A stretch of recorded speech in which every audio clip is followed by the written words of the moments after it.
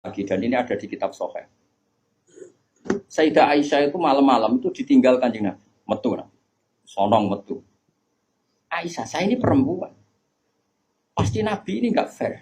Seteling bojo liya terus sampai marani bojo liya. Nabi aku wis rada bosen jare Aisyah. Hasil singkat cerita, Aisyah itu yo wedok. Ditututi. Dan Nabi sama sekali enggak tahu kalau ditututi siapa. Aisyah. Ditututi. Ternyata Nabi itu jalan kemana? Ke Baqi. Bayangkan jangan Baqi yang sekarang ya, banyak listrik, banyak macam-macam. Artinya, aku saya kan bantah, kok iso ora roh padange ngono, kok gobloke ngono. Kok zaman dhisik kok bayangno. Tak elek. Kulo sering bantah wong elek-elek. Kok iso Gus ra konakan ramene ngono. Wes repot-repot. Nah ini kan masih nerangkan bahwa biba ilayya min dunyakum atibun apa wanita. Waktu itu mbok pahami seneng wong wedok sunahe Nabi terus mbok tiru seneng sing serampangan. Singkat cerita ditututi Gefal. Ditututi. Ternyata Nabi Baqi. Baqi itu Nabi penuh dengan kepanikan. Panik sepanik-paniknya. Ya itu khasnya wong saleh ya. Khasnya orang saleh itu kalau ingat akhirat kan ya mesti panik. Terus ketika mau masuk Baqi, assalamualaikum daraqaumil mukminin wa inna insyaallah bikum. Terus menyebut satu-satu sahabat-sahabat yang berjasa mati karena fisabilillah. Dan Nabi nangis kirim salam berdoa. Akhirnya jadi riwayat kalau kita masuk kuburan, assalamualaikum daraqaumil mukminin wa inna insyaallah bikum. Itu rawinya ya Aisyah. Bojomu ke metu. Ya tetap tinggal tuh. Kadang malah mantau dikancing bar mlebu. Jadi mana mungkin bojom dadi dokumentasi hukum. Selain sing lanang ya ora dadi sumber hukum. Dadi iki padha dene. Dadi bojone ya ora dokumen hukum, sing lanang ya ora sumber hukum. Dadi sampe cara kula piye wis ngene iki. Wae esuk tukaran perkara blondo terus noy nganti mati, paham ya? Pancen apike ngono. Napa?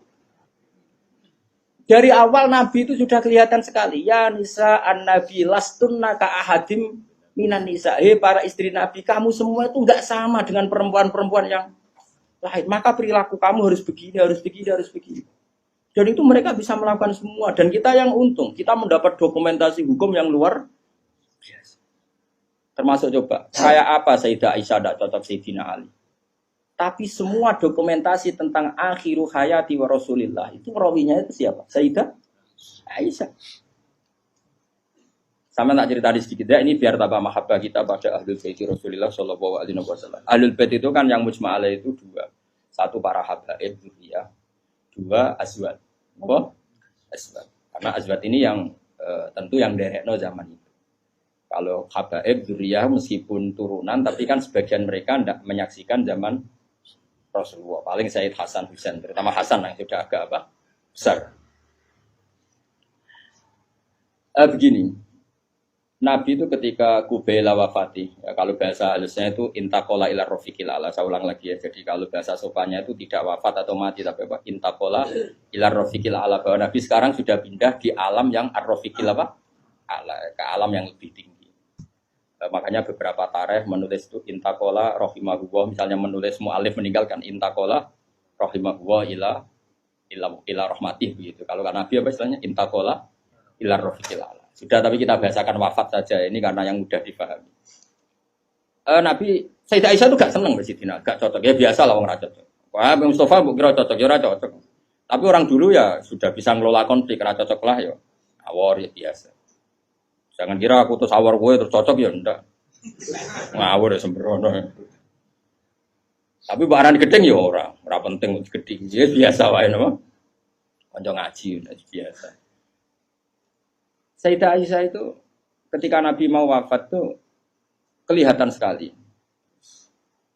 Dan hebatnya Rasulullah itu sering ngendikan gini. Jom saya ini wajib siwakan karena saya ini unaji malam tunaji. Saya ini selalu munajat sama zat yang kamu tidak munajat dengan zat itu. Itu kan masyhur, Nabi dikasih makanan enak tapi materinya itu ada bawang merah. Ya saya ulang lagi, materinya itu ada bawang. Terus Nabi gak mau dahar, kata sahabat. Dan biasanya lewat istrinya karena dihadiahkan lewat keluarga. Ya Rasulullah apa saum itu haram? Saum itu bawang apa? Merah maupun bawang apa? Putih. Kalau bahasa Arab yang saum basol itu ya. Kata Nabi, enggak, bawang itu enggak haram. Cuma saya beda dengan kamu. Saya ini enggak boleh makan sesuatu yang menimbulkan apa? Bau. Fa inni unaji malam tunaji. Fa inni unaji malam tunaji. Saya ini munajat sama orang sing kamu tidak munajat sama orang itu, tapi saya munajat. Maknanya Allah. Jika Nabi itu merasa wajib siwakan. Saya itu alhamdulillah dalam banyak hal siwakan itu kebutuhan. Makanya Nabi jangan bayangkan rokok meskipun tidak haram. Meskipun mungkin nggak haram, tapi potensi haramnya juga tinggi. Karena ya tadi pasti menimbulkan apa? Singkat cerita, pas nama wafat, dalam keadaan mau wafat dan cara dohir, saya ulang lagi, ngadepi sakaratul maut. Abdurrahman itu adiknya Sayyidah Aisyah, makanya saudaranya Sayyidah Aisyah. Apa adiknya, apa kakaknya, makanya saudaranya. Itu pas bawa apa? Siwak. Itu Nabi melihat siwak itu kelihatan senang sekali. Coba, mungkin enggak istri kamu melihat kamu mati, masih ingat sunnah-sunnah kayak siwak. Pak, gue kok mati, zaman urip aku loro, pemenang buat tinggal. Mati, mesti wiridannya kan gitu. Urusan materi. Ojo mati sih, utangnya beres kok sih. Anak-anak warisi sih mati. Istrinya Nabi itu enggak. Ketika melihat isyarat Nabi itu mencintai apa? Siwak. Kata Sayyidah Aisyah, apa engkau ingin siwak ya Rasulullah? Nabi manduk. Nabi karena sudah sakit sekali enggak ngendikan manduk. Sama adiknya diminta, siwak kamu tak pek. Dipek. Terus ketika dia pakai Nabi itu keras. Aisyah langsung menangkap. Kok keras? Ulayinuhu laka ya Rasulullah. Apa perlu saya talien, saya haluskan. Terus dicokot apa digegeti apa? Siwak kayu itu loh ya. Bukan dulu arok gitu loh. Sama Aisyah terus dikunyah-kunyah sampai apa? Maka Sayyidah Aisyah itu bangga sekali, dia sering cerita Nabi wafat itu dalam keadaan menghisap rik saya. Wa inna riki lafi riki katanya apa? Apa ludah saya ada di ludahnya Nabi, karena Nabi pakai siwak terakhir itu yang sudah ditalien, sudah dihaluskan oleh mulutnya siapa? Aisyah. Makanya Aisyah itu bangga sekali karena kenangan Nabi terakhir itu membawa apa? Wa inna riki lafi riki kata apa?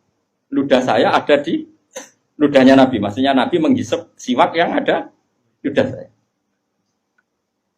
Nah, sudah berarti karena Nabi mau ngendikan. Dan itu termasuk kearifannya Sayyidah Aisyah itu kan di kamar ya. Ada keluarga yaitu Abdurrahman dan keluar. Kata Nabi, saya panggilkan Ali. Saya panggilkan Fatimah. Sayyidah Fatimah datang. Makanya ini ditulis imam ahli hadis. Bab manaqibi Fatimah Zahra. Manaqibnya siapa? Fatimah Zahra. Sayyidah Fatimah itu di pintu gerbang itu tahu orang yang nggak dikenal.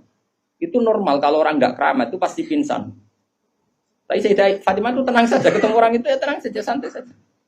Terus ketemu Rasulullah, Sayyidah Fatimah nangis itu. Nangis sekali karena melihat abahnya mau kapundhut. Bagaimanapun Nabi selain Rasulullah punya status itu abahnya siapa? Sayyidah siapa Fatimah. Itu di situ ada Ali. Ini penting ya, karena ini sejarah Ahli Sunnah wal Jamaah. Jadi ada Ali, ada Sayyidina Ali, ada Sayyidah Fatimah, ada Sayyidah.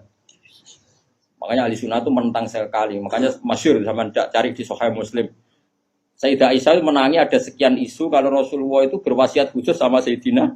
Makanya masyhur Sayyidah Aisyah kan naik hitam. Kata siapa Nabi berwasiat sama Ali? Saya itu ada di situ.